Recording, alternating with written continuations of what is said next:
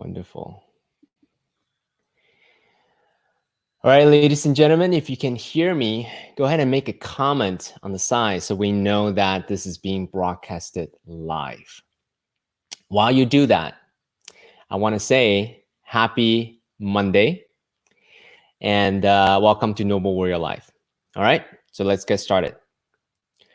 My name is CK Lin. Welcome to Noble Warrior Life. This is a place where entrepreneurs talk about what it takes to create and scale purpose-driven organizations. We're going to talk about mindset. We're going to talk about mental models. We're going to talk about actionable tactics such that you can go out and scale your purpose-driven organization. All right. So my next guest is a nationally renowned expert in integrative women's health. She helps women transition through important phases of their life, from being born all the way up to, well, the end of life. She's on a mission to explore what it means to be a woman in this time and this age. Welcome, Dr. Suzanne. Okay, thanks for having me. Awesome. Thanks so much for being here. Yeah. So we're in an interesting time right now.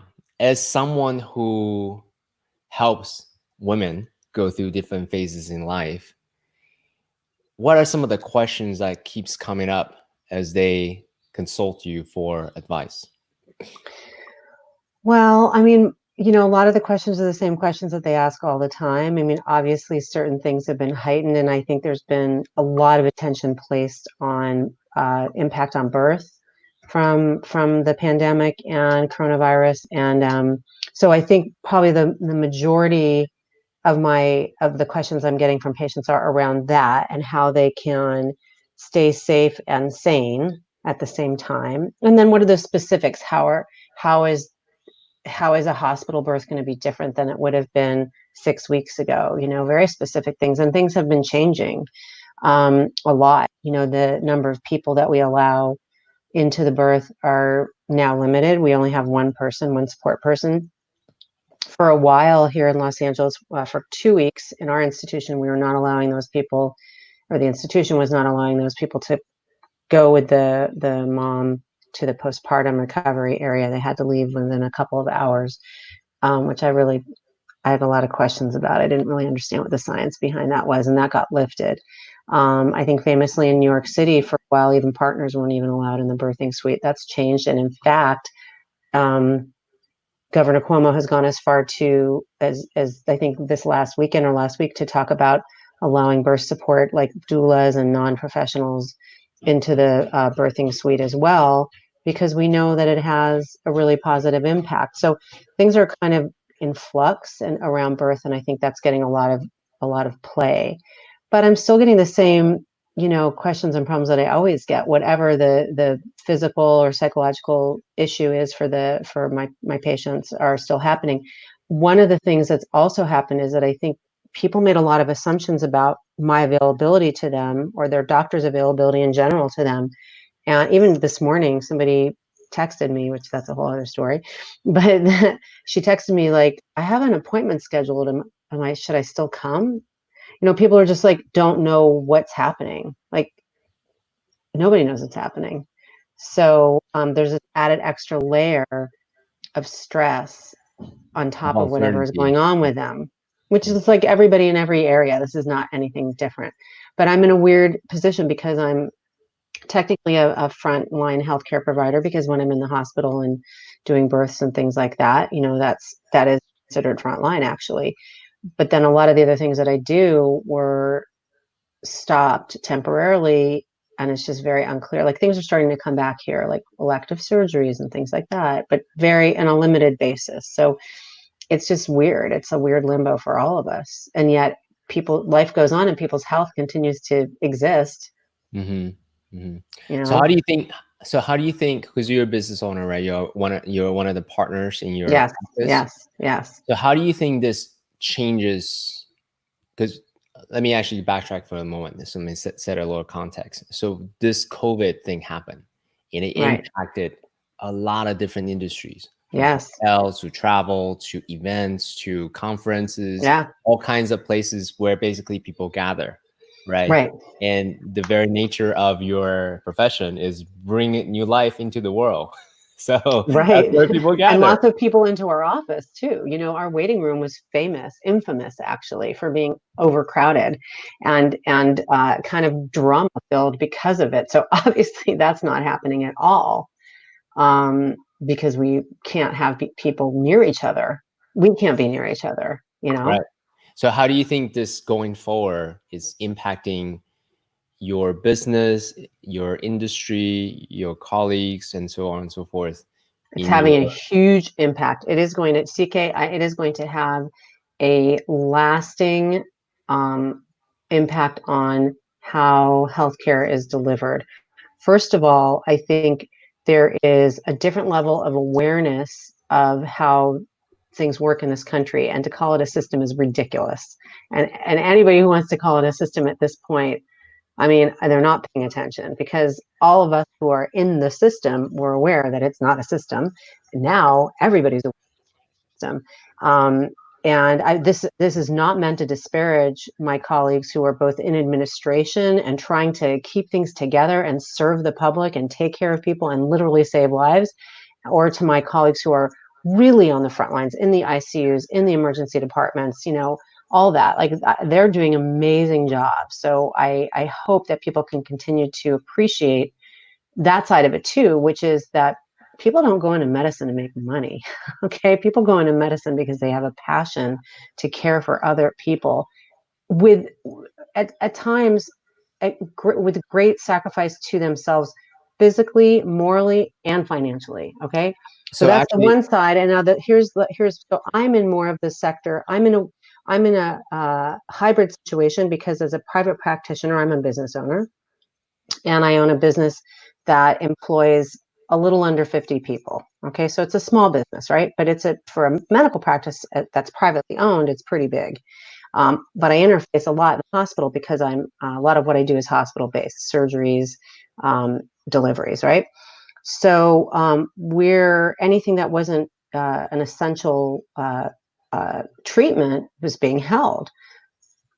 Well, we've taken, I would say my practice personally, like the patients I see, it's at least 50% down, which is 50% of my income, right? Or more, maybe, oh, so, sorry. Actually, let me interject real quick. yeah. 50% down because people are scared to go to any hospitals, any government. So not for the hospital. Okay, so for hospitalizations that are required, those people have to come in. So if you're having a baby and you continue to decide that you're going to have the baby in the hospital, that's going to happen. There's nobody stopping that. Nobody can stop that. Right. My surgeries, unless they were emergency surgeries, I wasn't doing any surgery. So I've done, since the pandemic hit, I've done probably 3 surgeries, and they had to be done. That's why I did them. Otherwise, nobody was having surgery. Most of my surgeries are not really elective, but they're not generally an emergency-based surgery. They could be put off. Those will start to happen again. And that's not really a huge, it's a part of my practice. It's not a huge part of my income. But people coming into the office, if you were just coming in for your annual, but you had a couple of things you want to talk with me, that's not happening, right? Those people aren't going to come in, not only just because they're scared, but because that's not considered essential, and it's not kosher to be Mm, doing it. mm, mm. So, in our county and in our state and in the city of Beverly Hills, where my office is, there are restrictions on that, and it's for people's safety. I wouldn't flout that. I mean, why would I want to bring you in when you really just are having your pap smear? So here are 2 things and I think this is an addition. This is some of what's going to change going forward in medicine. So one, everybody's now aware there's no system, and it's a hot mess, in my opinion. Okay, I don't think it serves people very well. Sorry. Number 2, private practices are private businesses, and they are taking a large financial hit. And those practices that can't pivot, that don't have depth, that don't have creativity, that don't have some resources and reserves, are going to die. There are private practitioners I predict who will go out of business this year. That'll be it. They will shutter their practice. That's enormous, huge, sad, not good for them, not good for their employees, not good for their patients, because those people will get absorbed largely into the larger hospital systems, and there are some issues there. But the other side of it is things like telemedicine. So I'm doing a lot more telemedicine. It's exhausting. It's draining. I'm learning a lot about myself Wait, and what I why is actually like that? to do. Actually, can you Okay, so let me tell you what that is. So yeah. telemedicine and telehealth have sort of been on the radar in the background probably 30, 40 years. And it's where you and the patient are not together. You are having a video like this, you're doing a video conference. Mm-hmm. Um, there are different variants, like in large systems, like the prisons do a ton of this, right? So doctors can be contracted and taken care of, for instance, a specialized practice like HIV without going physically to 14,000 locations. There are people on site who do certain things, and then the doctor and the decision maker, maybe some diagnostics are occurring elsewhere.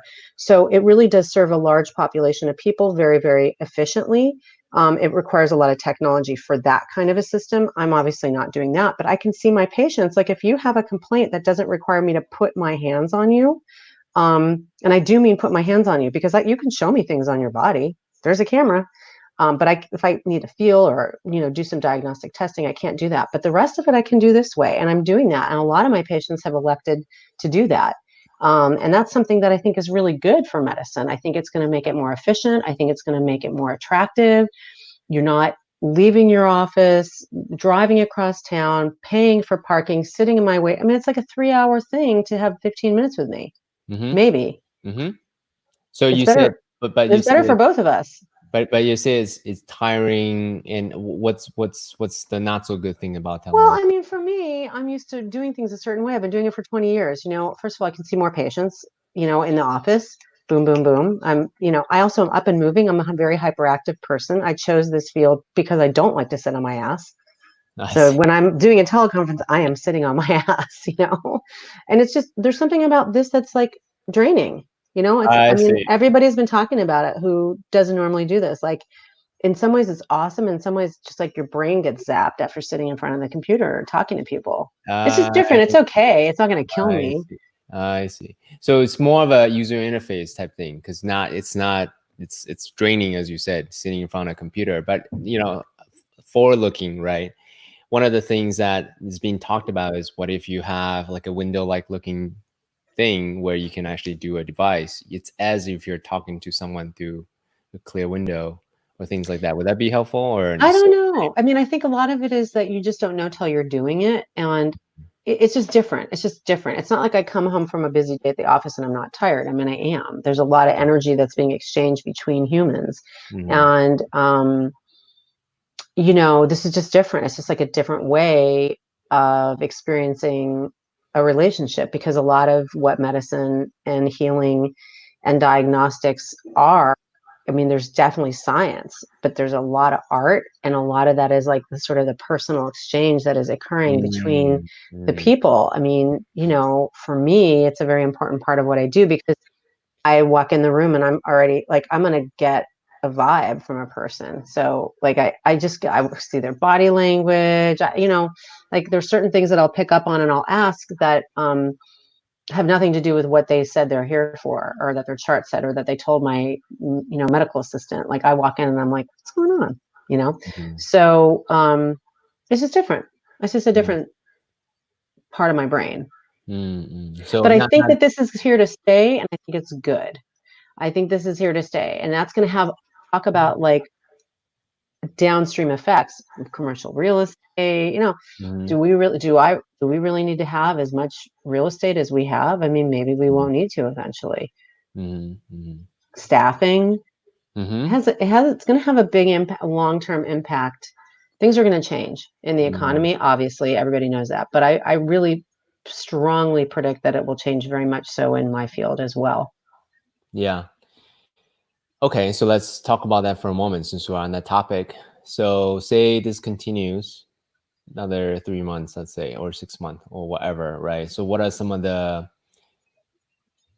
industry trends that you can kind of predict already? All right, so we're gonna shrink down commercial real estate. We're not gonna have as many staff. And Yeah. then what else? Like in terms of how you provide care for your patients coming in.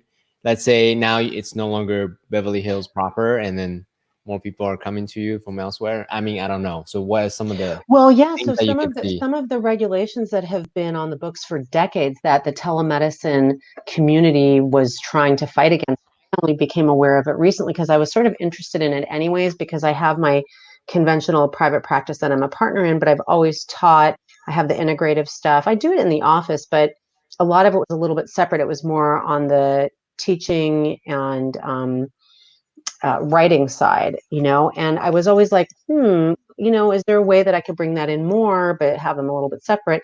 And so I was sort of like interested in it. And when this happened, I was like on it, and I was like, oh, okay, we got to start doing this. It's going to be a way we can continue to serve our patients.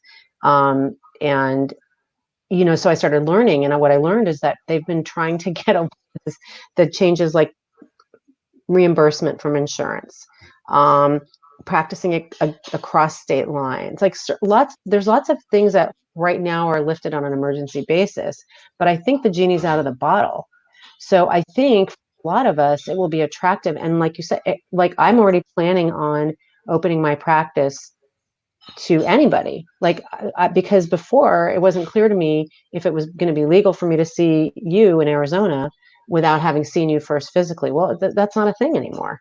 I can open my practice to anybody in the United States who wants to do a telehealth. I do a lot of menopause work. A lot of that can be done this way. A lot of it, the majority of it.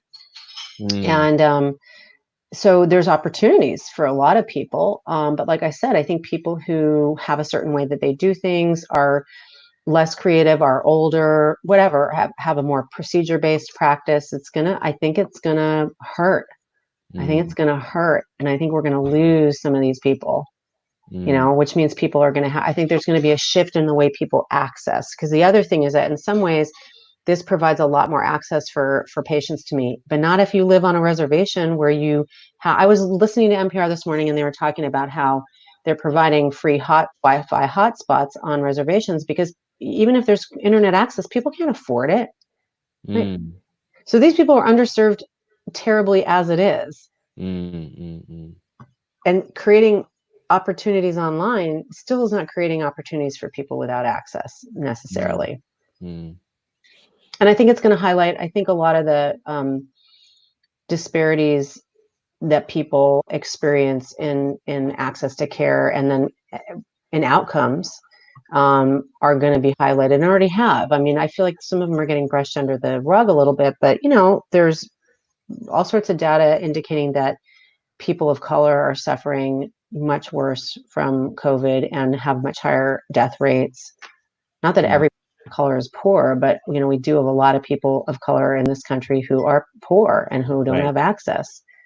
And, so one of the things that always inspire me every time I interact with you is you have so much heart. You care so much about a lot of different things, right? You care about women's health. You care about sustainability. You care about giving access to the less privileged, right? So that's very apparent for anyone that pays a little bit of attention. They're like, oh yeah, Dr. Suzanne has a huge heart. So segue back to sort of the origin story. Have you always operated like this? Was there a moment where you made a choice in your life where you said, no, I'm going to pursue medicine. I'm going to stand for women's health. I'm going to provide health care for others? It's a series of decisions. And I think, now that I'm getting older, like maybe there are specific times that I can look back on. I think when you're in them, it's not always obvious, but some of this is just a long history of being just kind of a sensitive child. I was like a sensitive kid, and I was like sort of the person that everybody would like confide in. So that had some kind of an influence because it made me feel good to be able to listen and to help people. And my dad's a doctor. So, yeah. Family business. All right. Yeah, kind of. I mean, he's a psychoanalyst, which is interesting because, I do have a tendency to look at the whole person, like not pieces, parts, which is maybe why I was attracted to women's health, because I feel like there's more opportunity. I felt like more opportunity for me to be holistic in my approach to people.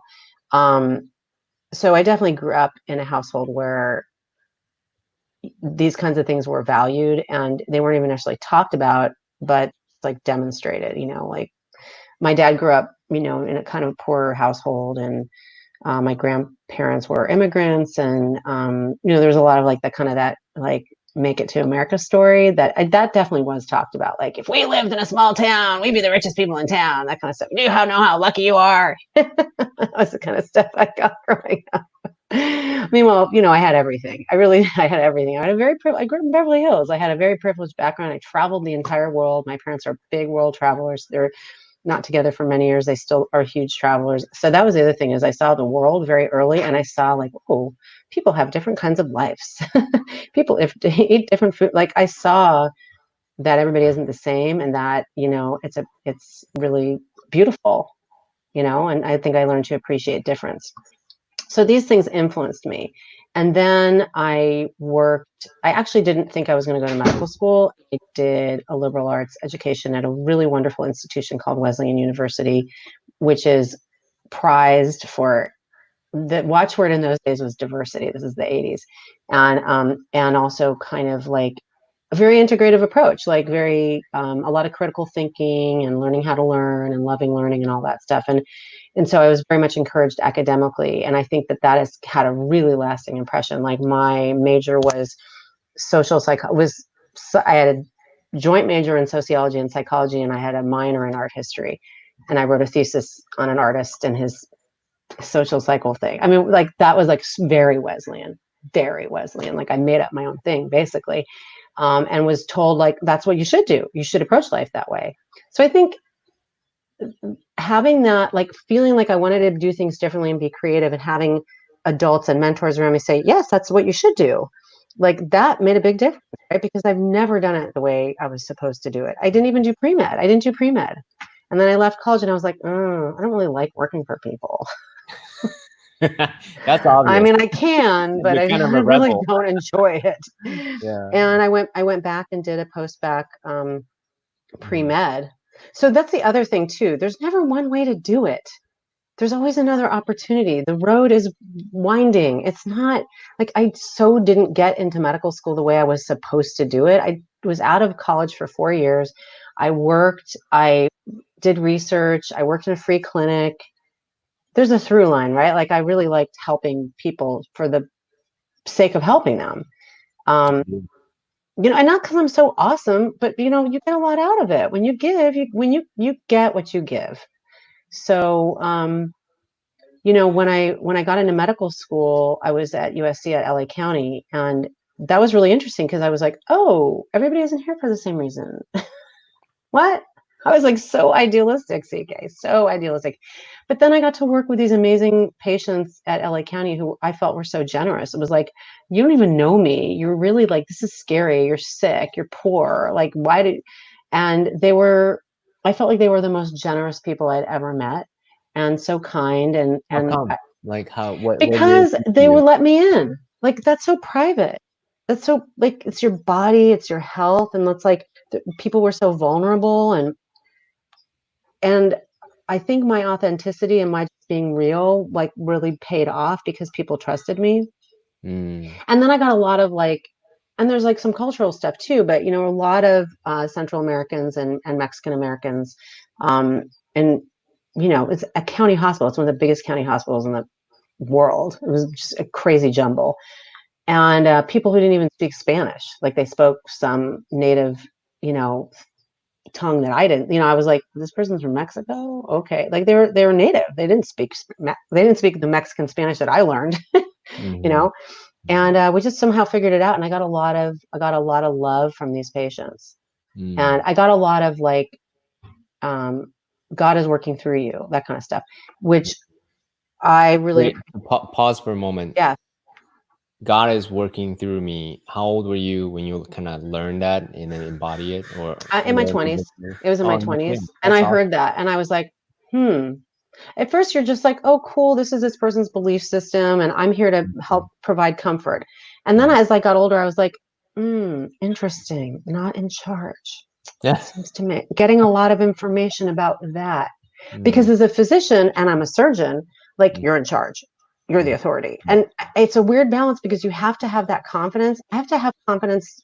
I don't want to gross people out, but to cut people open and, Mm. have somebody over there, put them to sleep, and I'm going to cut them open, take things out, put them back together, and they're going to wake up and they'll be fine. They'll be better than ever. Like, that's Mhm. crazy. That's a Mhm. crazy thing to do. Um, But I think as I got older, I really realized, like, and talk about purpose, right? So my purpose really was, I have some kind of innate gift and skill set and talent, and I've worked very hard to hone those skills, be really good at it, and have a level of integrity that I'm comfortable with. But there is definitely a part of it that it has nothing to do with me. I don't understand it. I don't need to understand it. Mm, But it does drive me because it gives me a purpose. mm, So, you mentioned my integrative background. I have a background in Ayurveda, which is the mm. um, holistic traditional medical system of India, similar to Chinese medicine. Mm. And I think people know a lot about Which yoga, one's which is better, by the part way? of it. Which Huh? one's better in your eyes? Are you really good at really? Well, I mean, like, What like, is this, like Team Ayurveda? no, no, no, no. Team Chinese medicine? I'm asking that question jokingly, right? I Because know you are. I know. it is essentially like a thought system, and it from They're very similar though. right. And So if you look historically, they grew up around the same time. They're different. I think Chinese medicine in this country is more regimented and it's regulated. So I think if you look mm, at, is there like a level of aptitude and skill that is recognizable? Yeah, Chinese medicine wins for sure in the United States because Ayurveda isn't regulated here, but Ayurveda to me appealed to me, because probably because I came from meditation and yoga and I just found Ayurveda.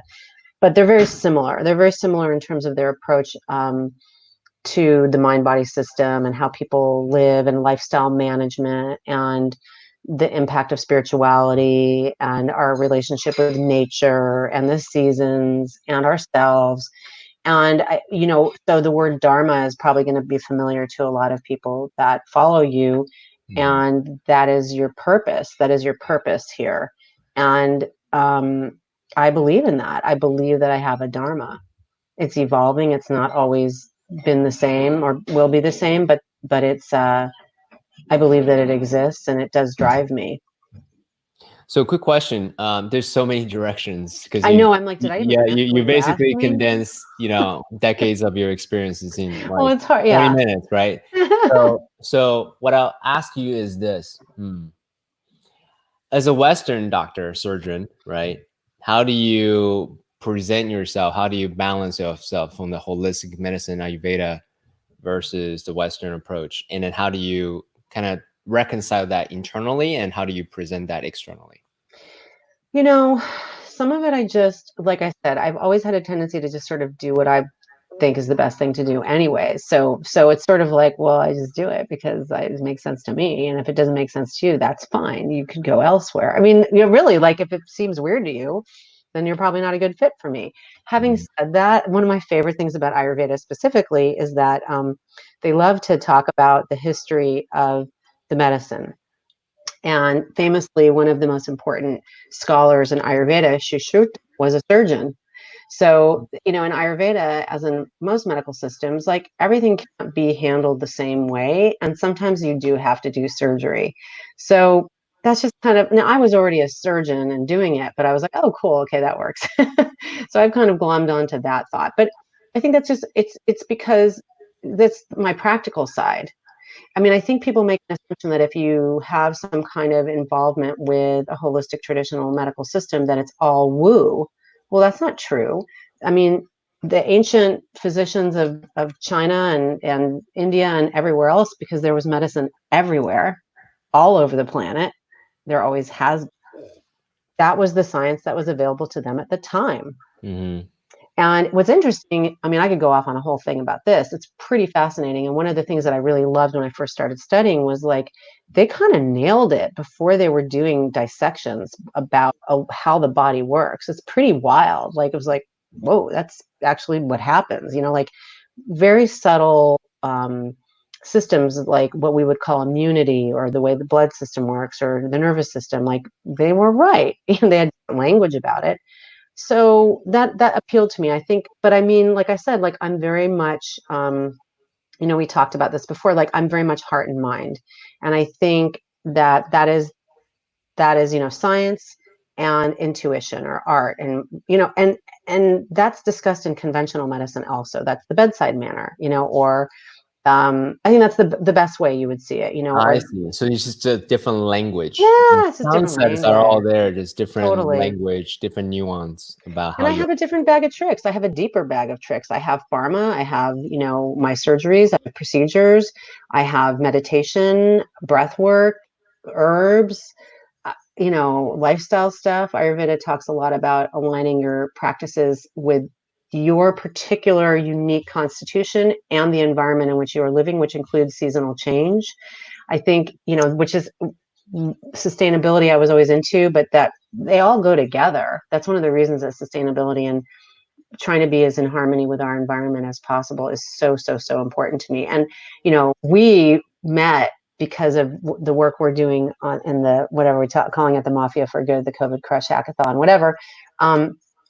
And immediately I saw that connection for me too. And I think it's really helped me to think differently about problems and solutions, and what we talked about was that I felt like our reliance on single use products in healthcare is a disaster. And it's been a disaster in this pandemic, specifically with PPE. It's a very, very specific failure, and it's widespread. And this is another thing that I'd love to see change. We'll see if that happens. We're working toward it. So, as someone who is a innovator, a disruptor, one may say, of industries and of thought, how do you go about? Because there's again a few different things that we could talk about. One of the things that I heard is because of the patients not going to the hospitals because they're scared, and therefore hospitals are at layoffs and stop hiring contract medical staff. If not now, then 3 months from now, because they're over capacity, basically, right? Yeah, depending on, I know at our institution, it's a huge institution. I have to say, I'm pretty impressed with how adept they've been at being creative, but I know that they moved a lot of staff from one area to another in order to keep them employed. I mean, I can't remember the numbers, but I think Cedars employs like 10,000 people. It's like a Right. village. That's a lot of people, right?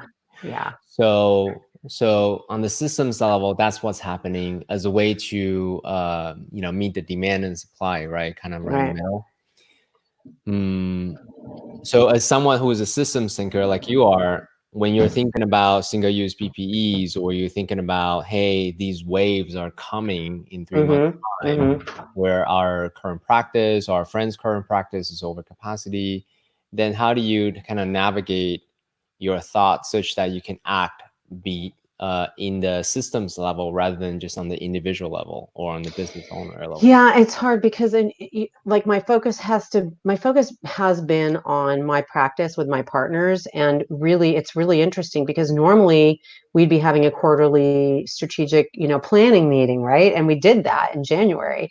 And now we literally, I mean, just to like we have a call schedule that is for this month only.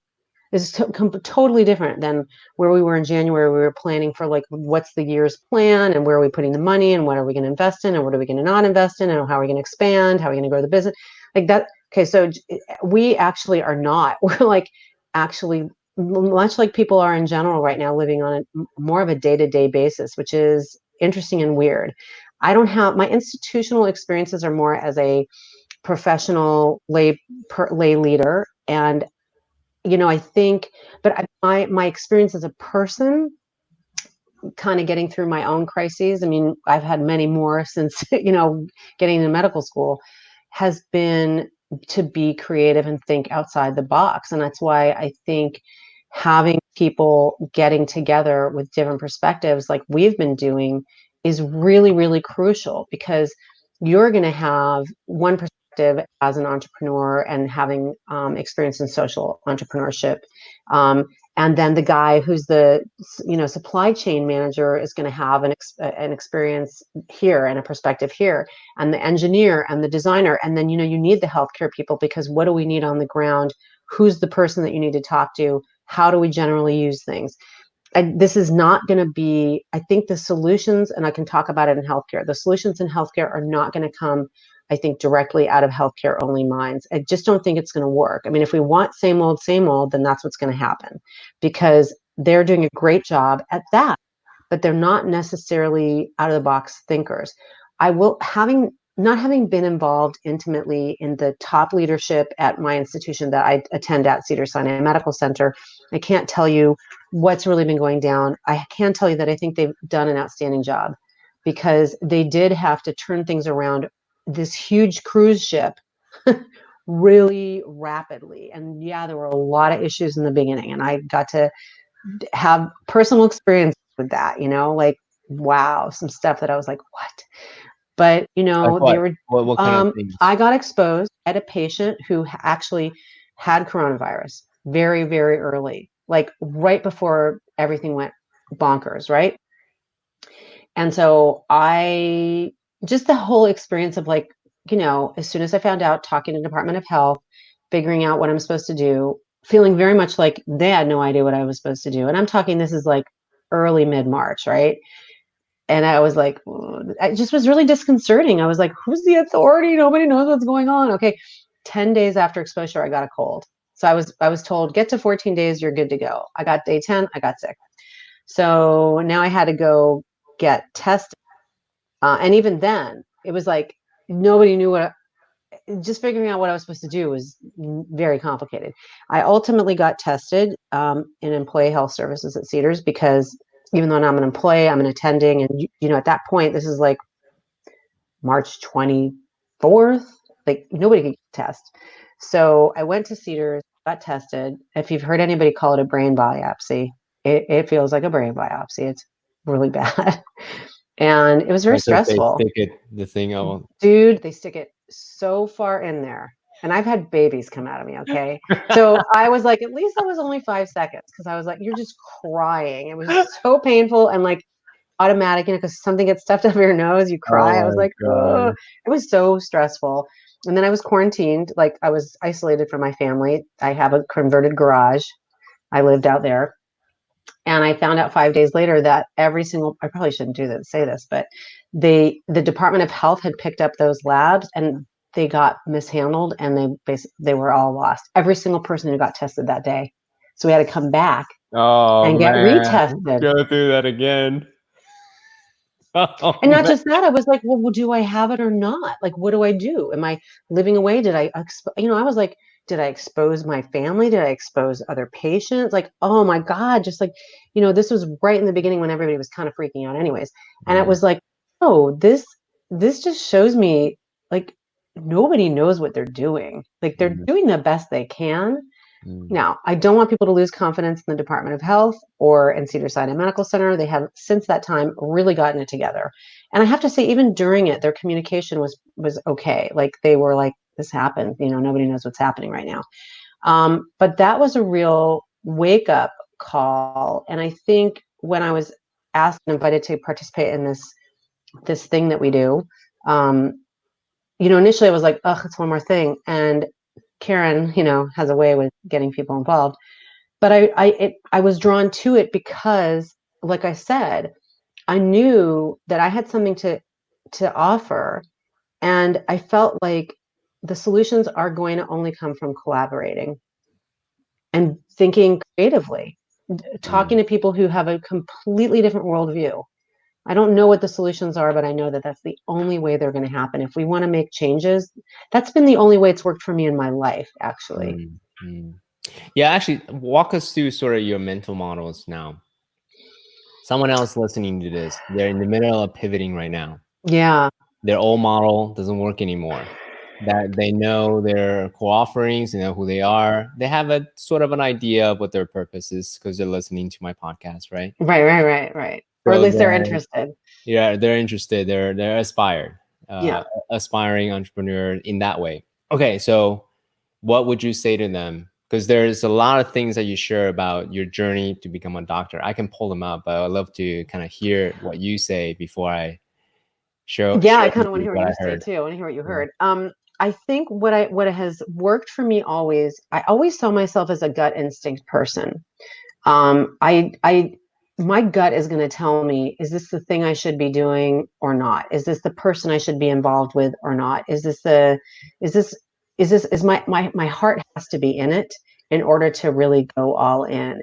And so I think that You have to be careful, because if your gut instinct is off because of other factors, and I know I'm being kind of vague, but if you don't really know who you are and you haven't spent the time to kind of go inward and figure out who you are and what works for you, then you may kind of end up on a little journey over there tangentially, which, by the way, at 54 and a half, I can tell you those things are supposed to happen. So I think we've heard a lot. I feel like in the last year or so, it's all about failure now, right? It's not about achieving, it's about failure. But it's about lessons. It's about lessons and being open to the lessons.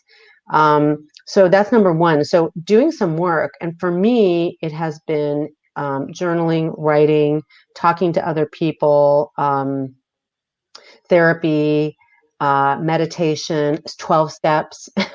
Seriously. So those have been ways I kind of can peel away all the external and what is going on with me. And sometimes that means stripping away a lot of stuff and really detaching and letting go of things that I think are important, whether it's attributes, activities, characteristics, projections, how I'm going to be viewed. As I've gotten older, and you probably are going to hear this from other people or probably have, like, what I think you think really doesn't matter. It really doesn't. Like, I can use it against myself if I would like to, or I can use it to prop myself up if I would like to. But honestly, what's going on with me is the most important thing. So that's really numbers 1, 2, and 3, because from there you can start to really generate what do you like to do? What is it that gives you joy? What is it that scares you? What is it that you are looking at that you don't think you can do? Where is it that you are not enough? Where is it that you are too much? And that can help you start to build a roadmap. But honestly, a lot of it ends up being, for me, getting quiet, because I tend to, otherwise I say yes to a lot of stuff. I get involved with a lot of things. There's a lot of noise. There's a lot of story. I think looking at yourself and looking at what is the story that you tell yourself consistently from the time you were a kid, from the time you can remember. What is the story maybe you learned from your family, or, whatever. Maybe your ancestors have a story that you're carrying too. It's very psychological. It really is. And to me, it's very spiritual. It's a spiritual journey. And I think that people don't always talk about that necessarily explicitly, but there's no other way for me to understand it. I mean, like I said, early on, people were telling me, like, oh, this isn't, basically they were telling me without me understanding it until now, this isn't about you. Not that we don't appreciate you or we don't have gratitude for what you're giving us, but this really isn't about you. It's about something much bigger. So for me too, when I Your start parents getting, taught you that? Your parents taught you that? not at all, not at all, No. not at all. Who My taught you that? No, I love my parents. They're amazing, but they're like from the 50s. It's like a whole different thing. I will tell you, though, I did learn from my parents, that you are like, and I talked about this a little bit jokingly, but you are a very lucky person. You're very privileged to have been born into the body you were born into the life you were into, and you owe it to others. You owe it to others to share. I definitely got that message. Mm, Um, so, but it wasn't so much about like God or spirituality or anything like that. It definitely wasn't talked about in my house. For mm, me, having spirituality and having a higher purpose is really important. And I think when I find myself getting really activated, and I want to say this to other people, if you're like that is not the time to do anything or make any decisions at all. It's the time to just notice it and say, oh, okay, wow. And whatever works for you, whether it's breathing, whether it's drawing, whether it's getting quiet, whether it's giving that away to God or whatever you consider deity, spirituality, the universe, energy, I don't care. That works for me. And then I can kind of drop back into myself. mm. I know it sounds very airy fairy, but it's really the only thing No, that's not at worked for all. me. This type of conversations, I mean, happens all the time on my podcast. That's actually precisely the reason why I want to bring entrepreneurs like you who have accomplished a lot at the same time. I want to normalize this type of conversation because in my mind, we make what we are. So if our Yep. internal is chaos, whatever you make is gonna be chaos. If not now, then sometime down the line. So ultimately, we make what we are. So the first place to start 100%. is And it's kind of what I'm saying. What I'm saying is, if you're not being true to yourself, you're going to have a big life that is not true to you. And you may find yourself very unhappy and wondering why. Well, that's because you really weren't being true to yourself. So I'm going to tell you a little story. In my mid 40s, I mean, I've always been a very ambitious person, and I wanted to be successful, and I wanted to have a lot of stuff and do a lot of stuff. And I always had this purpose, and I felt like I wanted to share, but I definitely wanted a lot because I think wasn't getting something. And what I wasn't getting was I wasn't getting me. At 47, was diagnosed with breast cancer. Out of the blue, right? I was young, like, what? How did that happen? And so that little brush with mortality changed a lot of things for me, because even though I was skirting around a lot of the stuff we're talking about today, I really wasn't owning it, and I wasn't into it completely. And I just had a very complex relationship with it. I had a lot of fear about it. I think I had a lot of shame around it, and I was afraid. When you say it, breast cancer or death? No, about like who I really was and wanted to be and what I needed to be. Yeah. And everything changed. Everything changed. I mean, I had to shut things down because I had to take care of myself, which was not something that I was very good at. I was very good at taking care of you and everybody else, but not myself. And a lot of things changed. I mean, my marriage ended. The way I approached my work changed. And I did a lot of work on myself, and it was really, really painful and really hard. And I actually, all these other things that I do, I stopped doing pretty much all of it for a couple of years. And I had to really let go of like what I thought I was going to be in this world, or who I thought I was supposed to be, or, oh my God, I'm going to lose momentum.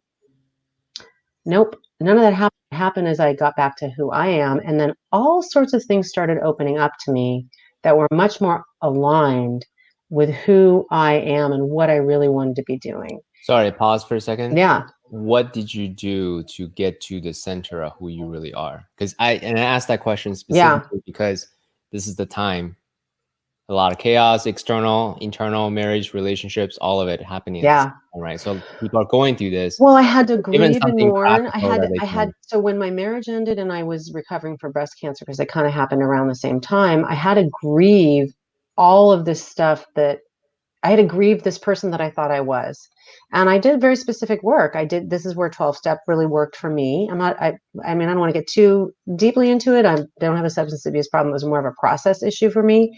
And that really helped me a lot. But I think really that process, the 12 steps are really amazing. I mean, basically the process is what I'm talking about. It's admitting that you're powerless, looking at yourself in real time and actually owning up to the shit that you've done, and also giving yourself a break and apologizing to yourself for what you put yourself through, and letting go of that person, that shell that was acting a certain way, and then having to rebuild. And I mean, I really I basically did my work, took care of my kids, and like read, meditated, exercised, talked to a very small group of people. A lot of people in my life that really weren't necessary fell away.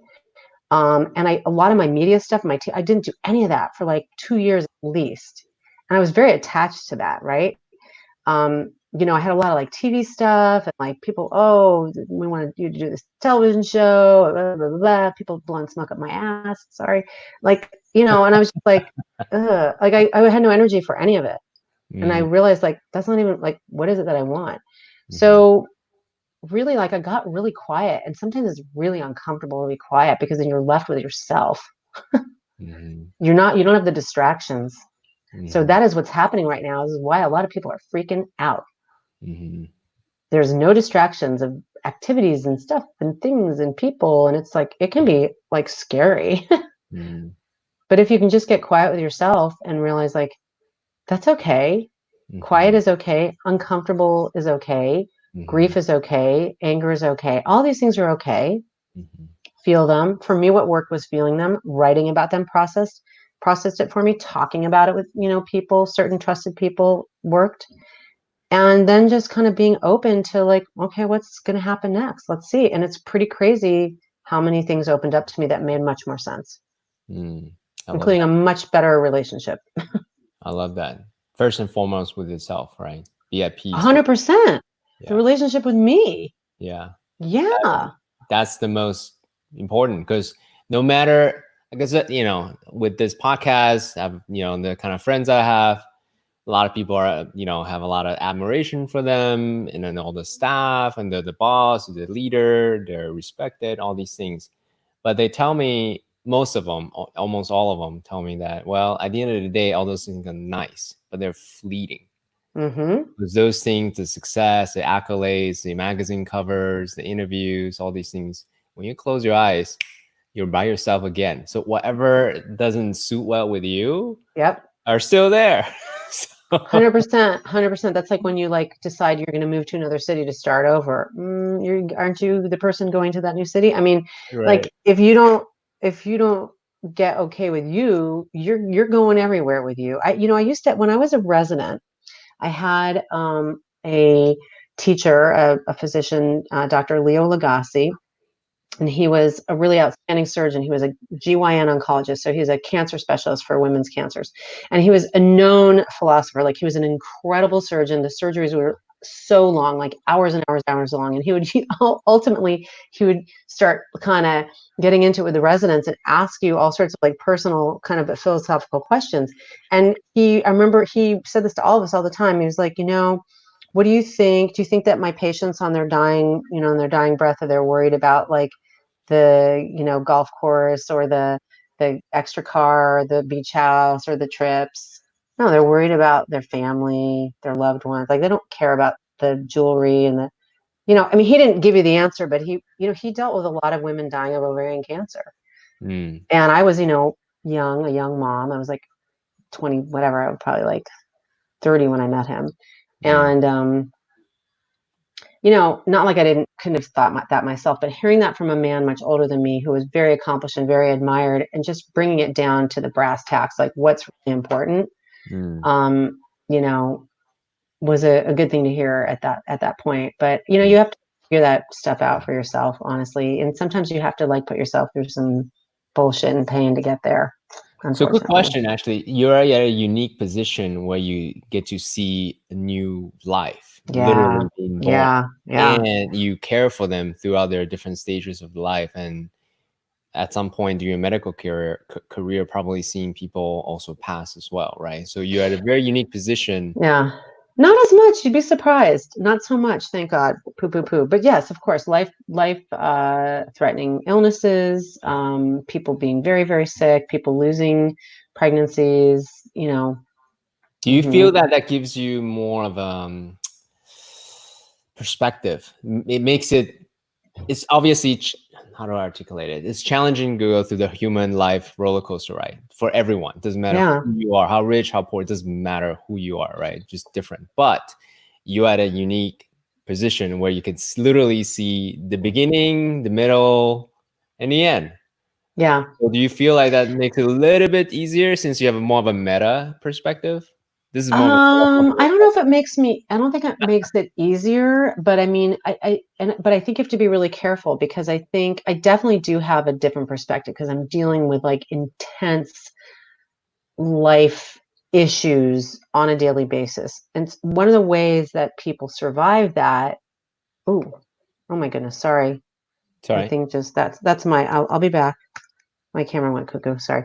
Um, One of the ways that we survive that is dissociating. So, because if we're too in it, we're not going to be able to function the way Mm, we need to function as the doctor, as the authority, as the repository for people and their mm, strong feelings and experiences. But on the other side of it, it's really true. It's like I forget sometimes that my perspective on life is very, very different, because I have contact with this stuff. Um, I definitely have contact more with the beginning of life and the end of life. mm, Um, but I do have contact with the um, how delicate it all is, and how fragile it can be. And that gives me a different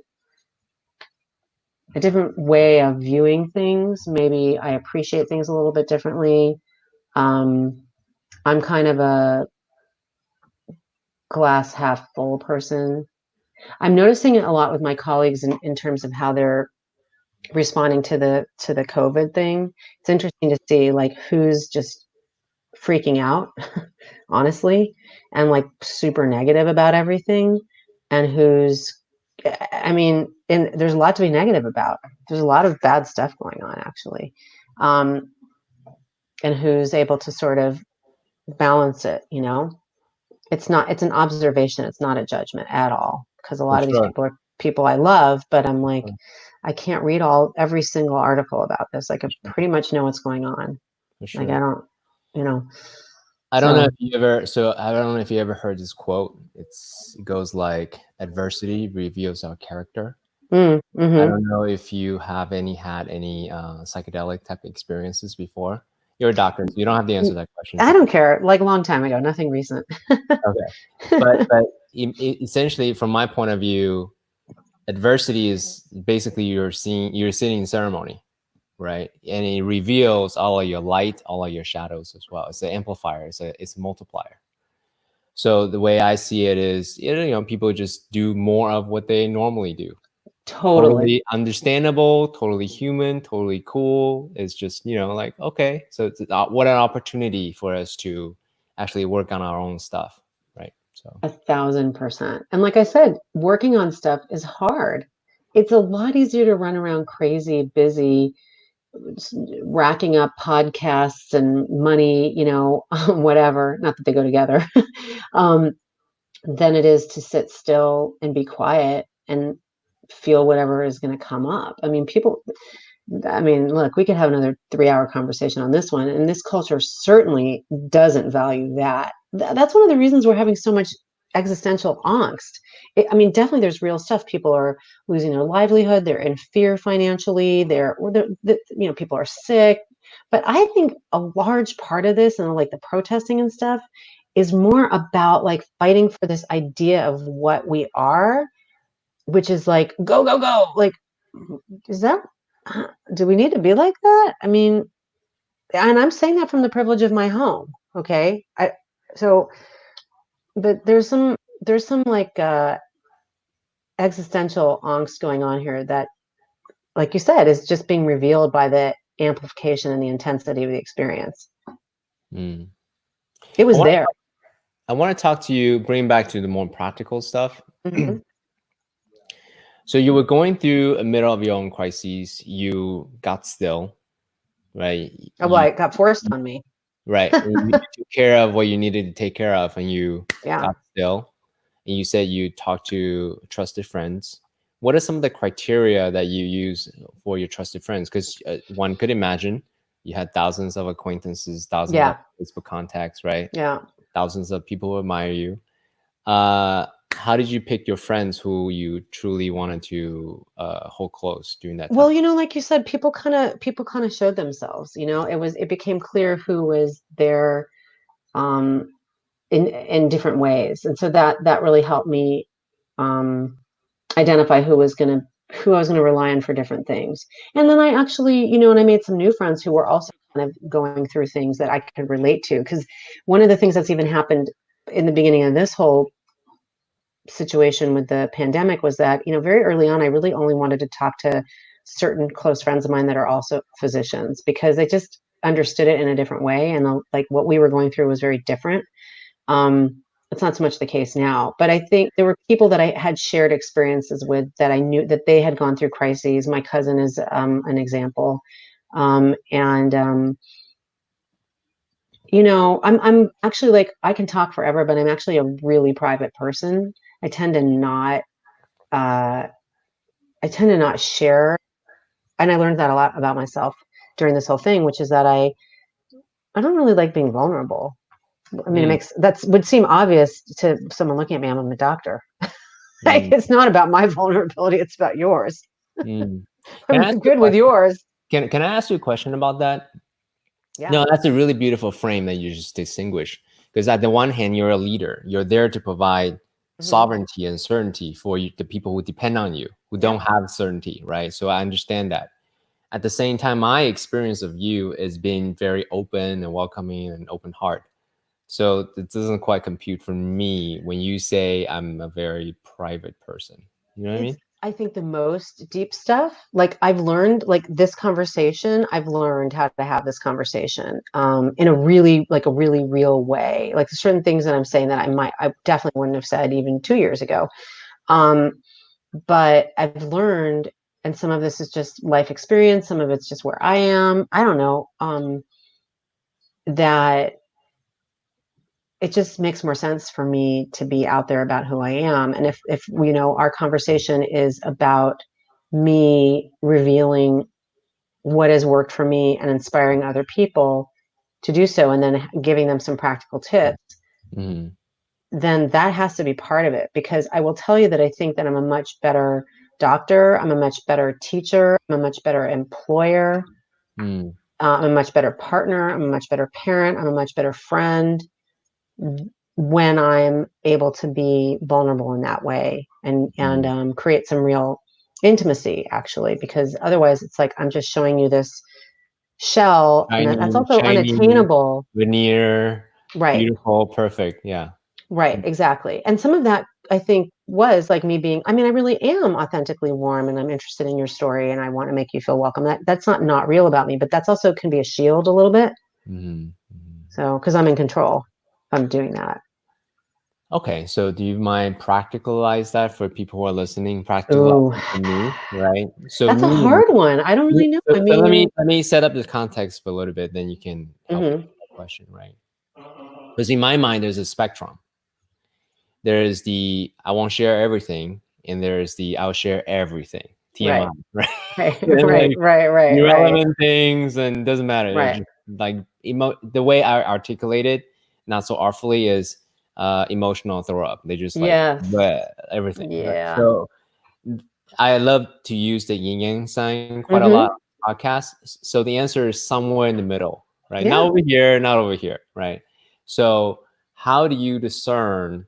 All right, I'm being open about who I am as a human being, not a perfect identity, right? But at the same time, I'm also here as a leader. So there's a sweet spot somewhere in the middle. Can you share with us how you think about what Well, to it and kind what not it to? it goes back to what I was talking about, which is that internal sensor, because if I now I feel more comfortable with being vulnerable in certain ways. And I think you have to have boundaries too. Like, it's not appropriate for me to talk to you who I barely know or on a Facebook Live about certain things. Like, that's not going to happen. Like, there are some people who might come on and do that, and you'd be like, whoa. Or maybe you wouldn't. I don't know. But for me, like, it's about boundaries. Because there vulnerability and boundaries. That is the yin and yang. Okay, in my opinion, when we're talking about this. So practically, I mean, there isn't like I can't give you like the 3-step checklist to get to the perfect balance between boundaries and vulnerability. If somebody online, I'm sure I'm gonna know it's gonna come up on my feed for sure. But somebody is doing that, and I don't know what that is, because everybody has a different balance point. Everybody has a different place in which they are integrating those two. But both those things have to be valued. And if you're starting to feel super duper naked and uncomfortable, it might be time to tone it down. That's where the boundary is. Like, Mm, and again, it's a lot of it's just about practice. It's about trying and learning, and pushing it a little bit this way, pushing it a little bit that way, pulling it back. And it's not going to be the same in every single situation, obviously. Like, in a conversation with you, it's going to be, the balance is over here. In a conversation with an employee, it's going to be over there. In a mm, conversation with a patient or an administrator, or, with a friend, it's just they change. Those are moving targets. But to me, boundaries are super, super, super important in that. This mm, doesn't mean that you give it all up. That's not protecting yourself. That's not taking care of yourself. mm, mm. I think it was Brene Brown. She said, um, Big fan. vulnerability, huh? Big fan. Yeah. Yeah. So am I, yeah. Because she is the, how do I articulate it? She's the total opposite of how I grew up, right? She's all about owning the shame and the guilt. And which is Hmm. great because I learned a lot from the way she articulate those very nuanced, difficult to articulate emotions, right? Yeah. Yeah. And one thing that she said really landed for me is vulnerability is an earned privilege. Don't Yes. just be vulnerable with everyone Right. at the same time because they haven't earned it, so to speak. Exactly. So I really like that. The way I will articulate it for myself is life is a roller coaster ride, right? Our biggest superpower comes from our biggest wounds. Mm. When I actually have owned all of my guilt, all of my shame, all of my shadow, all of my wounds, and I come out to the other side and know all of my lessons. When I can own the lessons and the shadow, then I'm complete. And at that point, I can use that as a tool to teach, right, from my personal story. But Yeah. so that's for me what works. What doesn't work is when I'm still incomplete, when I'm still Yeah. in that, that Yeah. low vibrational energy, negative energy, and then I can't quite own my accomplishment, then that's what come off inauthentic. Because I've been thinking about this question a lot. That's kind of what I come to. That's beautiful. That's really interesting. I took a storytelling class once, and the teacher, who became a good friend, said to us, a lot of our best stories are going to come from wounds, but the thing is, time to share that story is not while you're still in the wound, where the wound is fresh. It has to heal and scar over, and then you have learned something from it. You have a perspective on it. You're not so vulnerable in that area anymore, and your ability to share it now is a much more powerful tool, as opposed to the emotional vomit that would occur while you're still in it, which isn't like, that's the processing. That's not the time to share in a storytelling event. You know what I mean? It was very specific, but I think that that's true and that applies. It's kind of really the same thing that you're saying, Yeah, beautiful. Well, my friend, it's been an hour. Time flies very quickly. I It want to be does. super respectful of your time. So we had talked about a lot of different things. We talked about how you grew up. We had talked about how you learned that life is about contribution, about helping others. It's not about you. You had talked about, what else we talked about? We talked about how you picked your majors. You're a rebel. You pick the life that you wanted, art history to psychology, and then somehow you landed up in medicine. I didn't actually ask you about that gap. I will leave it for another time. Another time. We had talked about medicine. Your teacher taught you that, hey, at the end of life, what do they think about? Do they think about their possessions, or do they think about what matters most in their life? We had talked about how COVID, how it impacted your personal practice, and looking forward how different hospital systems is going to help navigate in this whole crisis. We had talked about also, what else did we talk about? A lot of things. We talked Spirituality. about, right, spirituality. We touched upon that. We talked about, we talked about doing transition time, doing pivot time, doing transformation time. What first to do? Self-care, and then do whatever you need to do to like meditate, to get still. And then we talked about how you pick your friends, right? So out of a wide gambit of everything that we talked about, what's one action that you want our listeners to take from this conversation?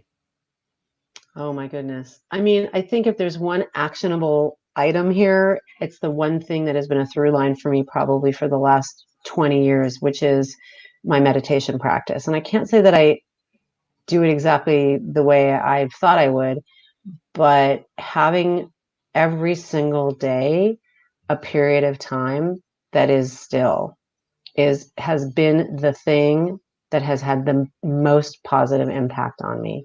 And so if nothing else, if people can try, there's so many apps and things, and stop judging and stop talking about how you're making your list. That's okay. That's what's supposed to happen, but giving yourself, if you could do 20 minutes, great. But even just 5 minutes every single day of quiet breathing, really, it is a game changer. Stop Any being specific focused kind on of the, meditation, by the way?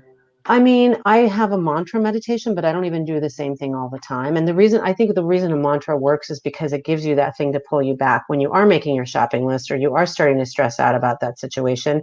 Okay, right. Let me go back to the mantra. That is the practice. It is a practice. There is no perfection. It's a practice. So getting kind of away from accomplishing anything with that, but just being in it and being present. For me personally, it's been a game changer. There's a ton of science to support it. A ton of science to support it. So that's perfect, because that's my heart and my head experience with that. Beautiful. Thank you so much. Now, for people who are listening, inspired by your story, inspired by the way you think, where should they follow you? They can find me on I'm most active on Instagram, so it's at Ask Dr. Suzanne. They can find my website, The Dr. Suzanne. They can find me. I'm out there, and they can connect with me. And I'd Beautiful. love to hear. Beautiful. Thank you, my friend. So appreciative of Oh, your time thank you. being here. What a great conversation. Have a beautiful day. Wonderful. Bye. Let me stop.